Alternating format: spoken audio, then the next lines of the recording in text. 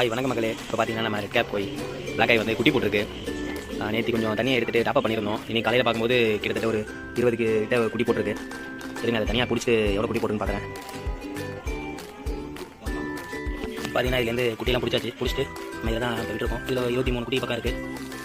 இதெல்லாம் மேலே இருக்க அந்த பிஞ்சு பாக்ஸில் போய்ட்டு கோய் கேப் போட்டிருக்கோம். இதுக்கு குட்டியெல்லாம் இதெல்லாம் இருக்குது. அதில் போய் இதை விட்டுலாம். பார்த்தீங்கன்னா இதுலேருந்து தண்ணி கொஞ்சம் பெரிய இறக்கிட்டு இதுதான் நம்ம தண்ணி எடுத்து வச்சுருக்கோம்.